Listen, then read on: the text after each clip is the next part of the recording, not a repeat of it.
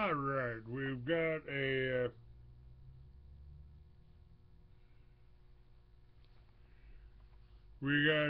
picture here. We'll see if we can do something on a YouTube here. None of this would work. I got to get my other computer back and set up two computers to be able to do the shows properly. And what else we got here? Oh yeah, okay. Let's do this one. I want to talk about this whole ISIS base. This ISIS base here, just a few miles from El Paso, down in Mexico.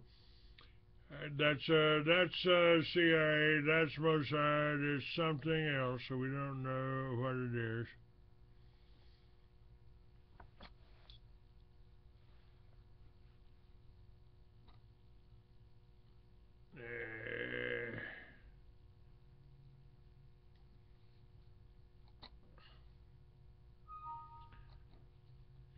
I got a few million here from Nigeria they want to send me. And let's see what else says. Tagged and login.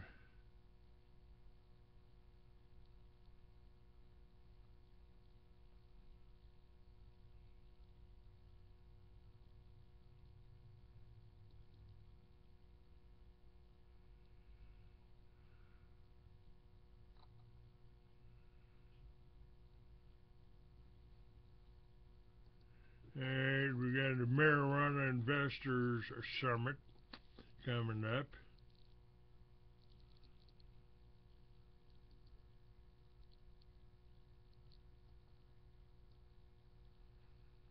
See what that's going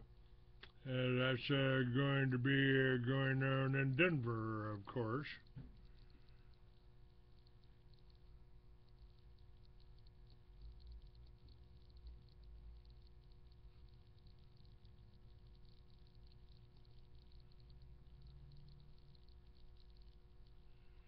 And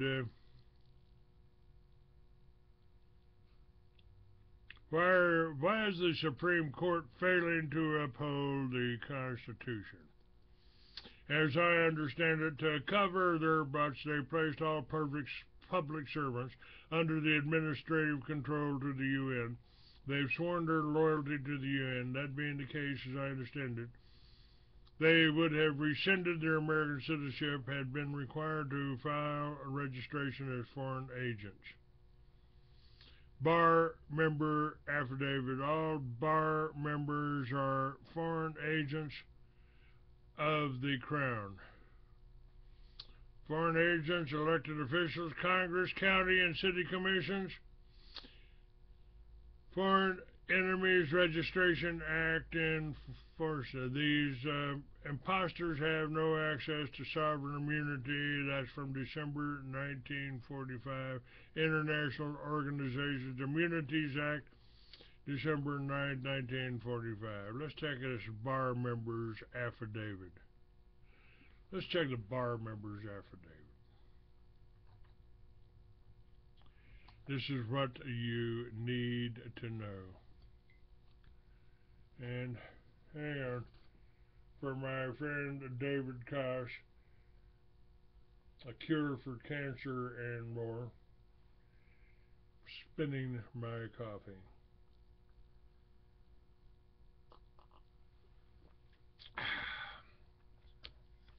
There we go.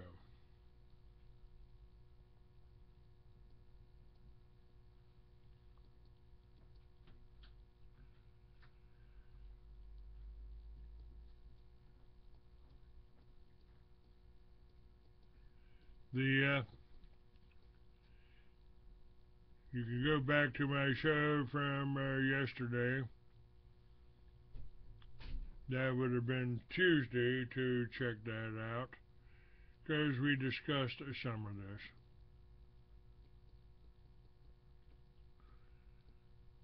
Now, what they have done here is bar member affidavit, Arizona Republic, Penal County.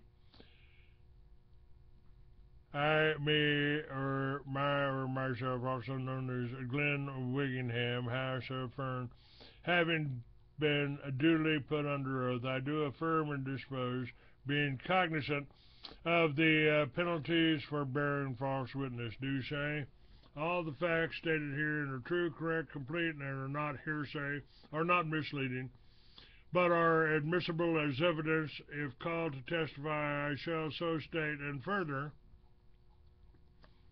I have standing capacity to act as to the lawful matters herein, and further, I have personal first-hand knowledge, executive and documented knowledge of the facts stated herein, and further, I am currently an inhabitant of the land sometimes known as Texas, on Turtle Island, but I have no first-hand knowledge of my date or place of birth. Any evidence anywhere about my birth is hearsay evidence and inadmissible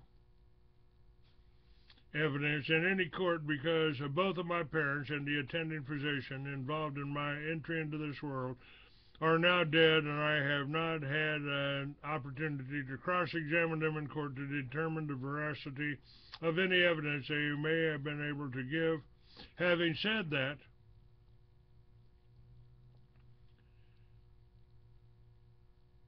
I do remember that I finished high school in the year 1975, almost 40 years ago. Therefore, I am past the age of majority.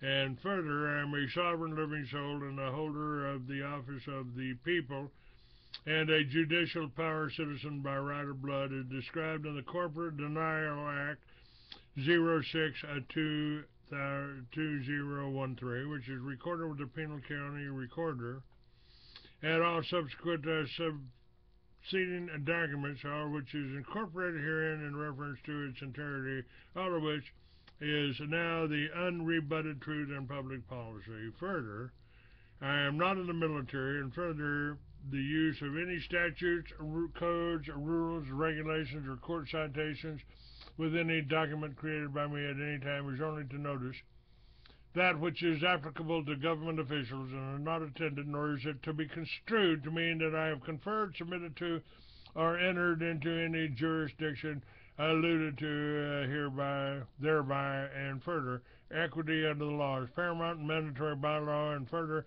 the purpose of this document is to establish the fact that all bar members are foreign agents of the Vatican and therefore enemy agents. But first, we must establish that bar members are all foreign agents of the Crown, and the Crown is a corporation domiciled in the City of London in England. The Crown has nothing to do with Queen Elizabeth, because if it is Queen Elizabeth's crown, it will have an ER superimposed of it, which stands for Elizabeth Regina, and the City of London is foreign to the rest of England, just as the District of Columbia to the rest of the United States of America. The United States government is a foreign corporation with respect to the state, to a State of the Union, in regard Miriam's Estate, 36 Northeast 505-141, New York 479, affirmed, 16 S.CT1073, 41, LED 287, and the City of London is a walled-in part of downtown London, England, approximately 2 square miles. There are 12 gates. It contains the Imperial Parliament buildings, and 2, William the Conqueror conquered all of England except for the City of London, and 3, periodically they show the convening of the Imperial Parliament on television, and it's very telling about the nature of the City of London, because the Queen goes to one of the gates called Temple Bar, which is essentially a big oak door with 1 foot square small door in it, and both doors are closed, and the Queen beats on the door with her scepter, and the Lord Mayor of London on the other side of the door opens the small door and asks the Queen what she wants, and she has to get permission to enter the foreign territory of the City of London. While she's in there, she walks 2 steps behind the Lord Mayor of London with her head bowed, because she is not a sovereign in there. And there are 4 schools in the City of London, and one of them is called Inns of the Court. These are certain private unincorporated associations in the nature of collegiate houses located in London and invested with the exclusive privilege of calling men to the bar. Black's Dictionary, 5th edition, page 709, emphasis added, and there is American Inns of Court, and there are chapters in every state in America. Therefore, all bar members owe their allegiance to the Inns of the Court, which is a foreign power, and further, the City of London and the Crown are both owned by the Vatican, as found in the concession to the Pope 1213, in which King John agreed to pay tribute to the Vatican.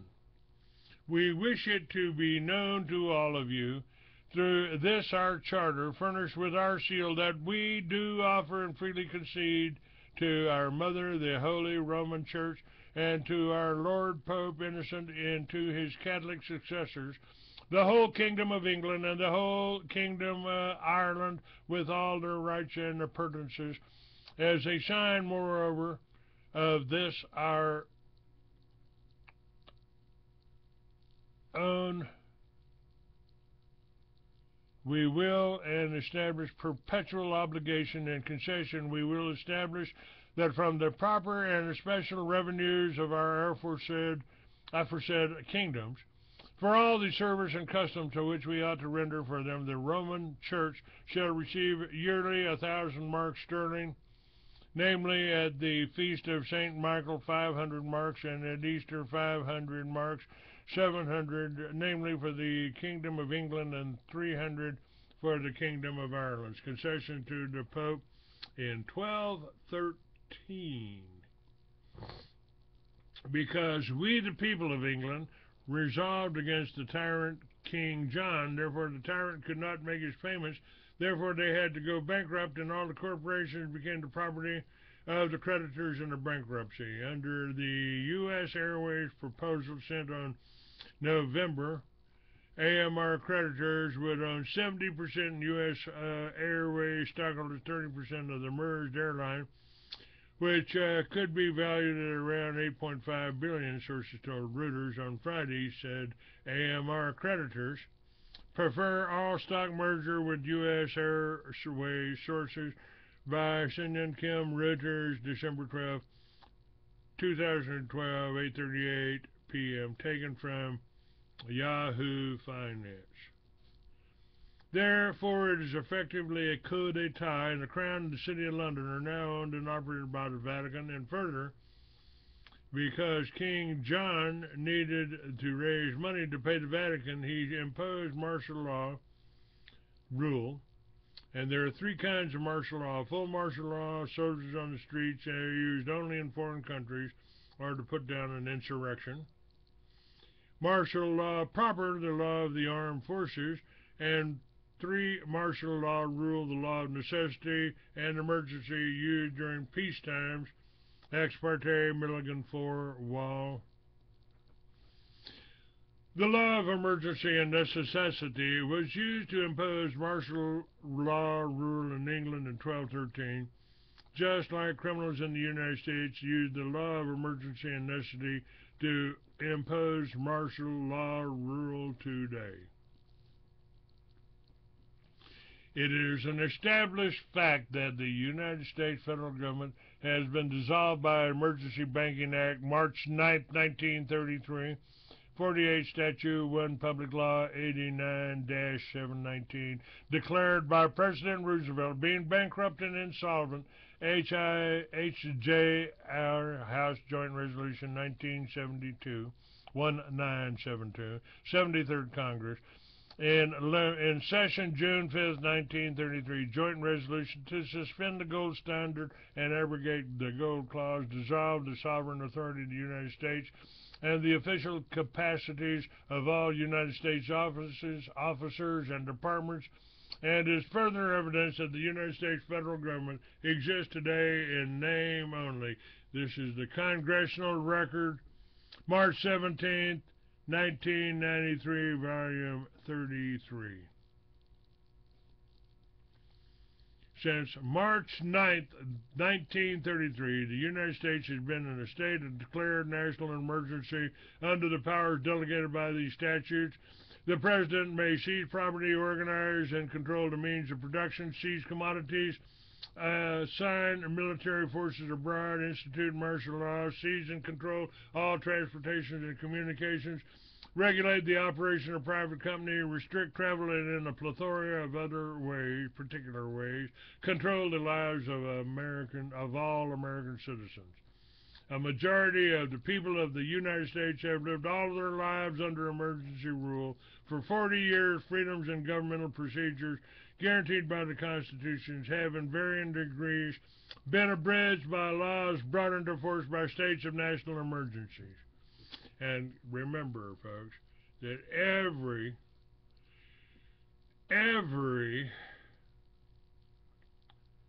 president in my memory has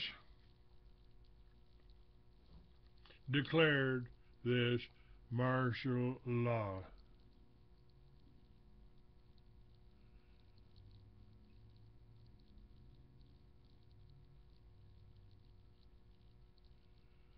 Well, we got two Teds in here today, grumpy old rascal truck driving man.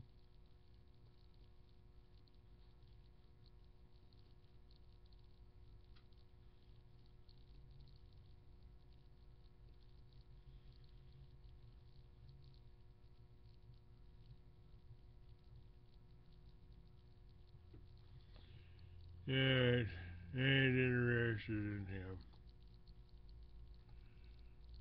But you did get rid of one of his alter egos, I see. Good work.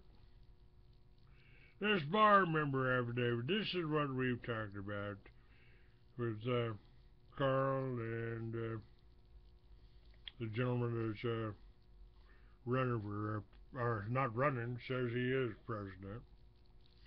What is called proclaiming a martial law is no law at all, but merely for the sake of public safety in circumstances of a great emergency, setting aside all laws and acting under military power.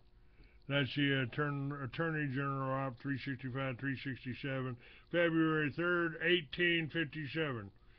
And the Magna Carta is full evidence of martial law rule being imposed in England, included but not limited to Chapter 13, where they were changing fees and harassing people under the color of law to enter into the city of London, foreign territory, under the second part of Chapter 13. And the city of London shall have all its ancient liberties and free customs, as well as by land and by water. Furthermore, we decree and grant that all other cities, boroughs, towns, and ports shall have all their liberties and free customs.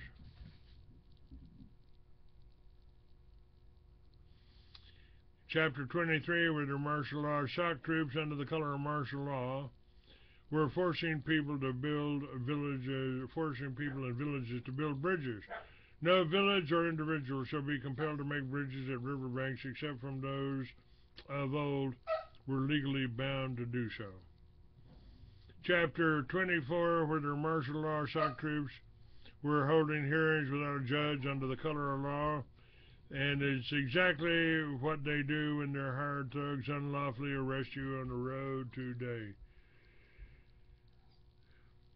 No sheriff, constable, coroner, or others of our bailiffs shall hold pleas of our crown. And Chapter 28, where the martial law shock troops were stealing corn, other provisions under the color of law without paying for it.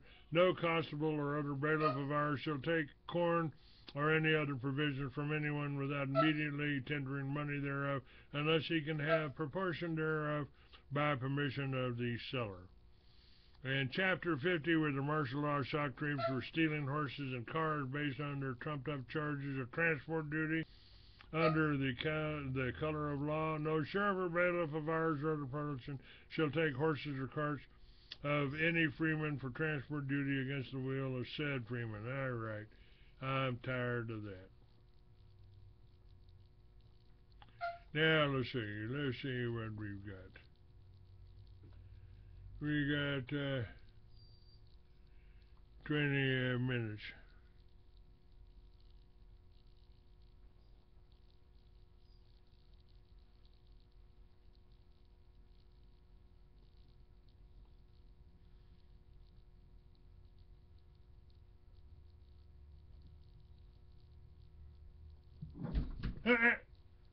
Stop that.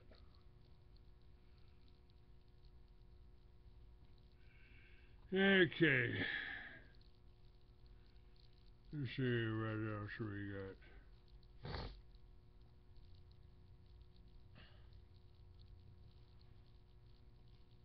Let's try to do this.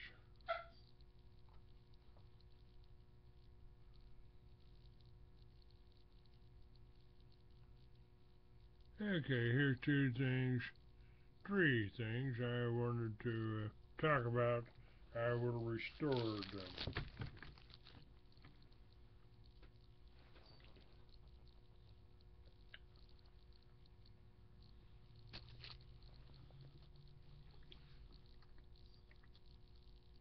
I told you about the ISIS camps just south of Texas.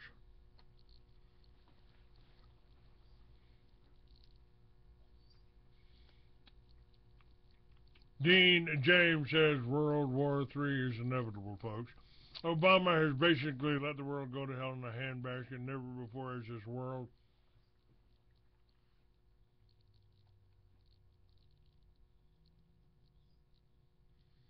been in such a state of chaos. Sure, Hitler in Germany waged a massive war against the Jews in Japan. Thought they'd take a shot at us, but the United States took swift action and beat them down. Throughout history, the United States has squashed hostile governments through strength and brute force. It's what we do, and we do it well. But with a Muslim in chief in charge of our country, the world has spiraled out of control. Looks James Teller singing same old song with John Kerry swaying back and forth like a little girl isn't going to cut it. It's actually a huge joke. From Newsweek, the Chechnyan parliament have threatened to send weapons to Mexico in retaliation from the U.S. Congress calling for defensive lethal aid to be sent to the Ukraine. On Tuesday, the U.S. House of Representatives voted overwhelmingly in favor of sending arms. The resolution was passed 348 to 48. The U.S. Senator for Wisconsin, Ron Johnson, branded it absolutely necessary that President Obama provide lethal and non-lethal military assistance to the Ukraine in light of the attacks by Russian-backed rebels or civilians in Mariupol in January. In response, Chechnya's parliament speaker, Duvakan Aberkanimov, said that the U.S. has no right to advise Russia on how to behave with its neighbors. He warned that the supply of arms to the Ukraine will be perceived by Chechnya, a southern Russian republic, as a signal to deliver new weapons to Mexico to resume debate on the legal status of the territories annexed by the U.S. He also referred to the states of California, New Mexico, Arizona, Nevada, Utah, Colorado, and Wyoming, with which Mexico surrendered to the U.S. in the Treaty of Guadalupe Hidalgo in 1848, a peace deal which concluded the Mexican-American conflict. I still, and all Texans still remember the Alamo. Now,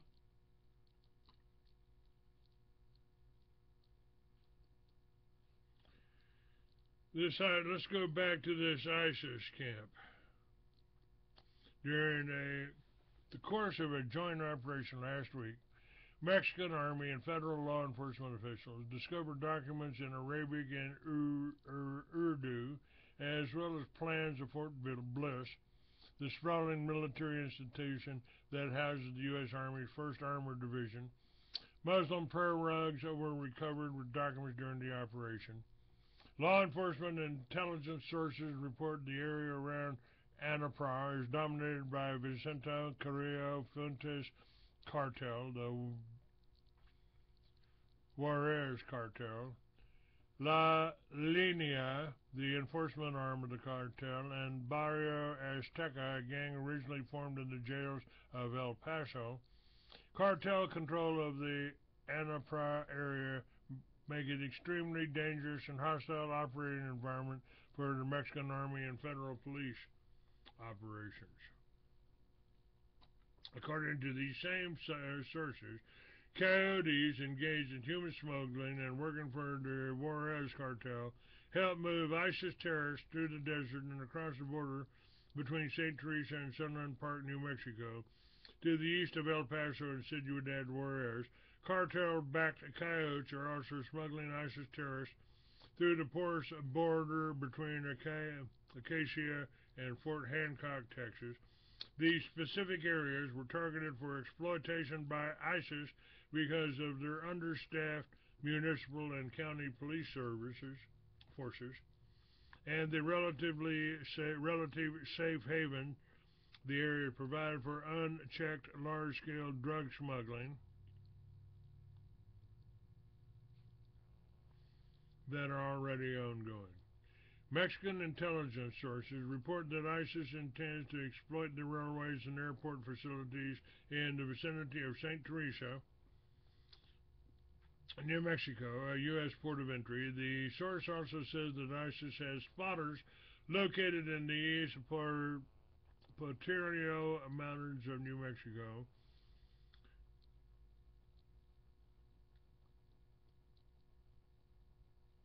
And this is largely managed by the Bureau of Land Management.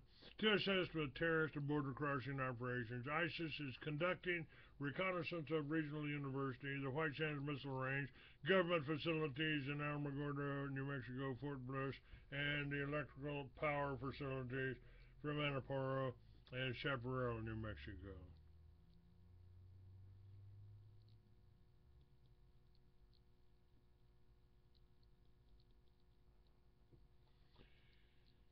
All right.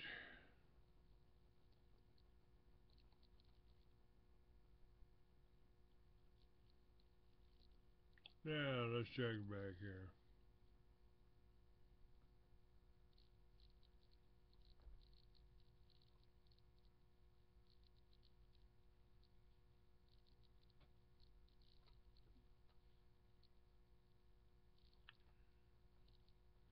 Still got Phil and got a new one here, Tufan, arguing with the Jews in the woodwork. Grumpy old rascal and truck driving man, probably the same one.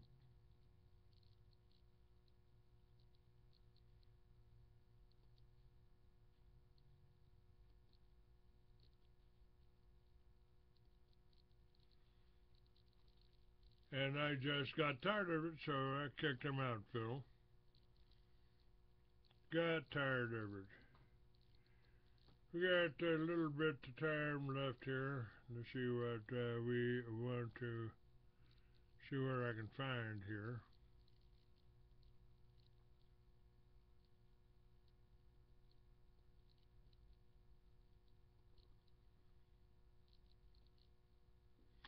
The story on the ISIS, again, this is coming from the Tea Parties.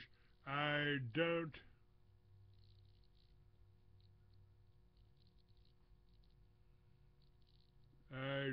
support that.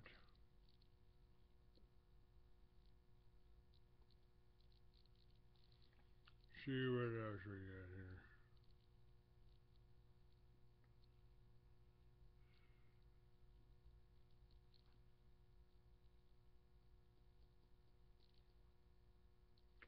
Oh boy, this is good. This is good. Real American news. Alert, grassroots action.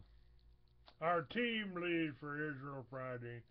We'll be reporting from the Gaza area, the Syria and their border, the West Bank, and the north near Lebanon. If this was one of just sightseeing and tourism, I wouldn't be worried. But this trip is about building a series of reports that show the world the truth about what is happening in Israel. It would be inaccurate for me to say we have no concern for safety. So they're calling for help here so they can go to Israel for their Operation Israel project. This is something else to take money from you, not to make sure that I don't get it and support this whole Israel lies, chosen people lies. Hope you don't fall for that. Hope you don't fall for that. And someone just sent me this, so let's see if we can look this up and share this while I'm. They're talking about Hillary's Hillary running for president.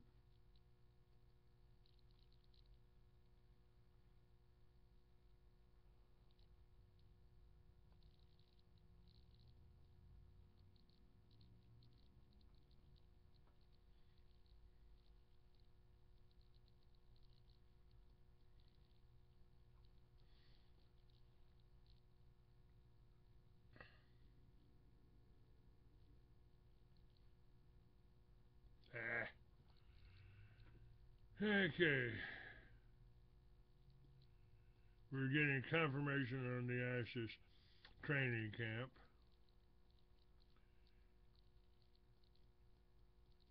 But sorry, I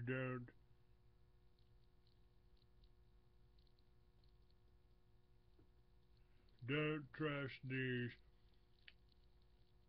Tea Parties and the liberals here.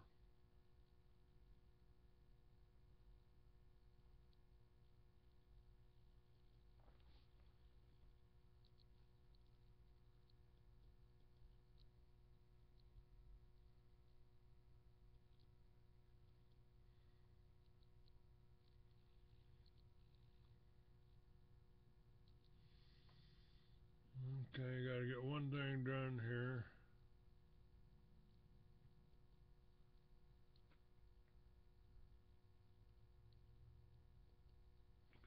We'll try to get that up. Meanwhile, let's see what else we got.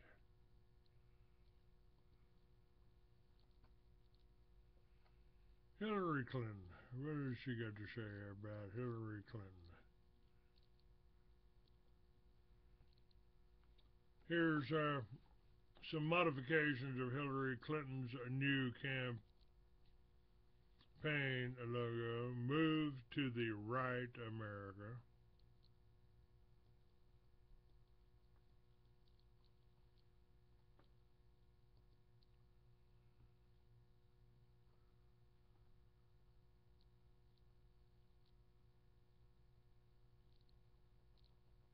Check that out.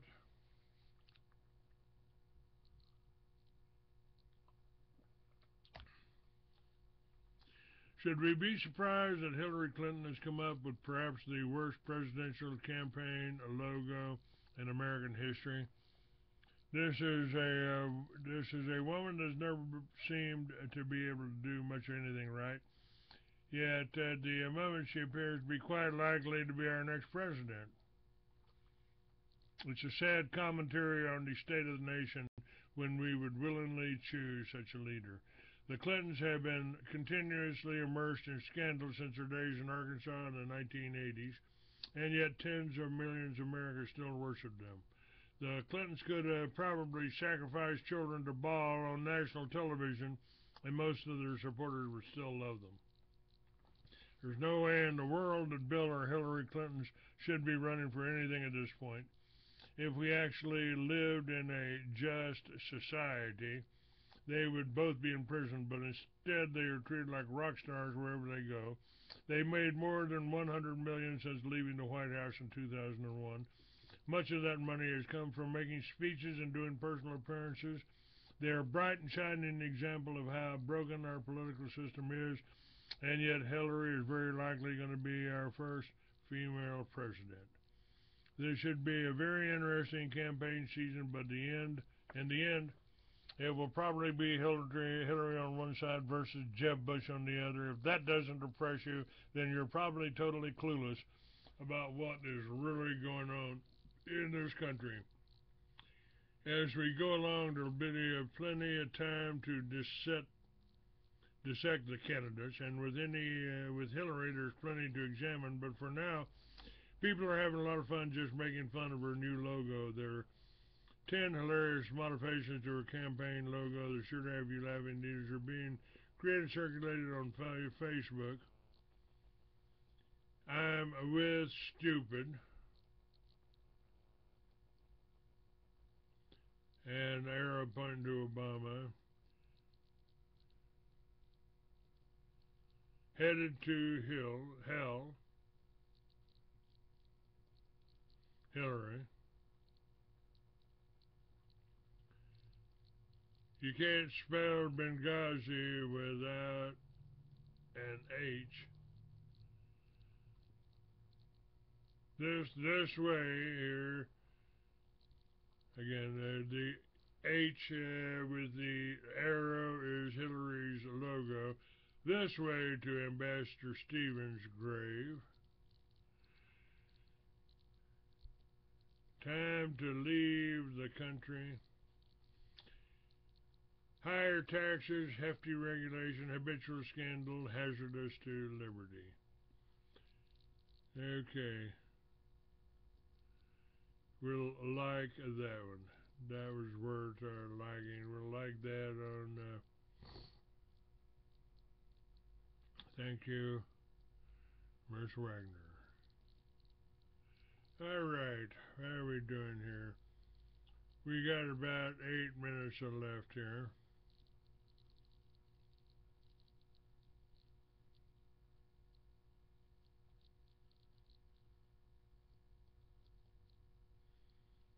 Phil from Canada says, such peace and quiet when the assholes are booted. I kicked all the Jews out of the room.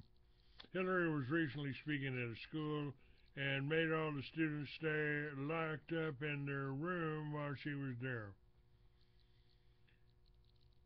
He says, I tell you, these so-called leaders are petrified of the people who have been screwed over all these years. They're even afraid of kids. And that pretty much says what kind of country she will make.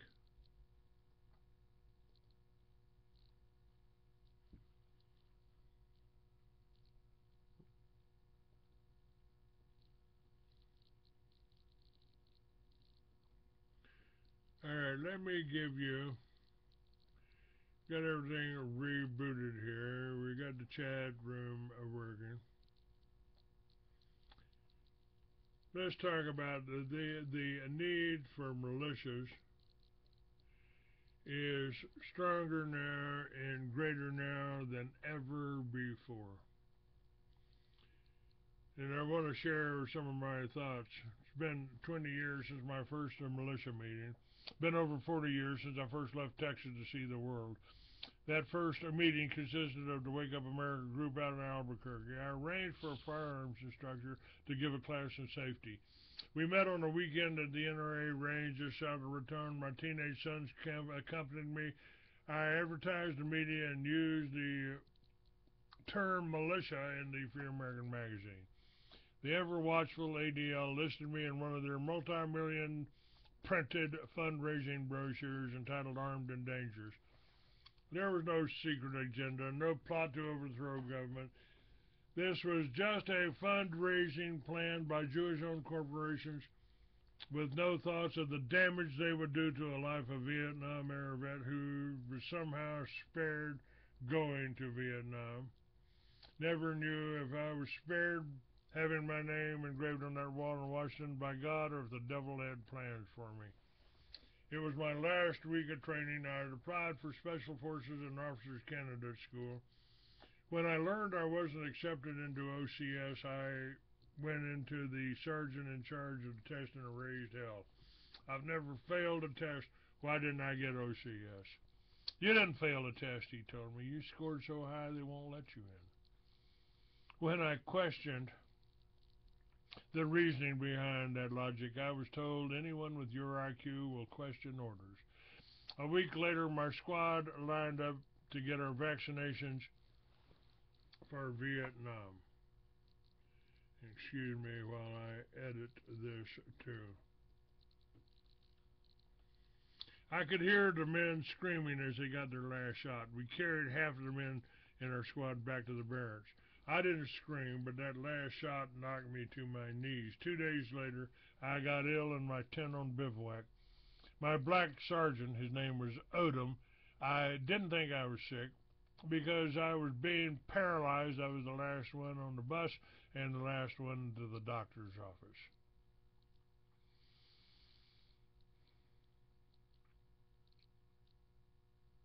The doctor asked what was wrong. With the last of my strength, I said, "I'm sick, you son of a bitch," and passed out. I woke up in a bed of ice with a couple of corpsmen complaining that their hands were freezing. I opened one eye and said, "You should be in this ice with me." I was told I would be sent to Fort Hood, get a medical discharge and a pension. Instead, once I was released from the hospital, I got an honorable discharge under medical conditions a few days supposedly before my veterans benefits kicked in. It took me 50 years to get my service recognized. Walked into the VA hospital in Big Spring, Texas, showed them my DD-214. They said welcome and gave me a book on my VA benefits.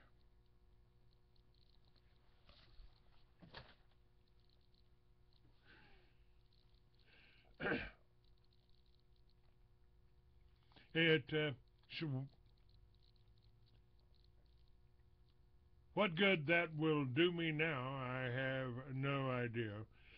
But it would have helped me 10 years ago when they kept me drugged for 3 months to run up a $750,000 hospital bill for 3 broken ribs.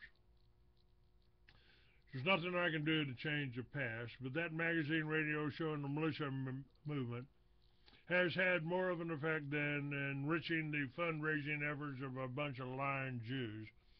Shortly after the announcement of Operation Jade Helm, I was invited to attend a local meeting of the Texas State Militia and other groups.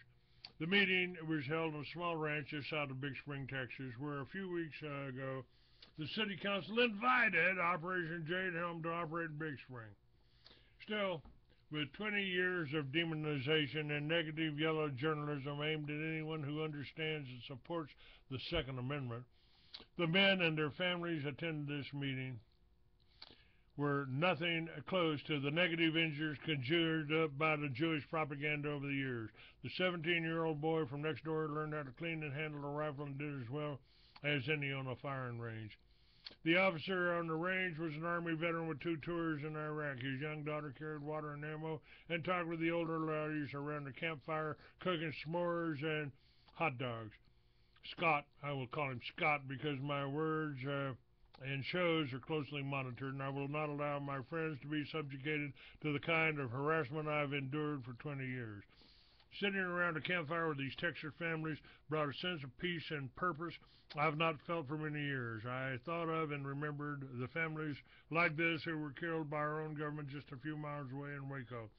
The outrage I felt as we watched 17 little children and their families killed has never faded. The resolve in my voice then, when I turned to my wife and said, I will never sit back and watch something like that happen on television without trying to do something, is still with me.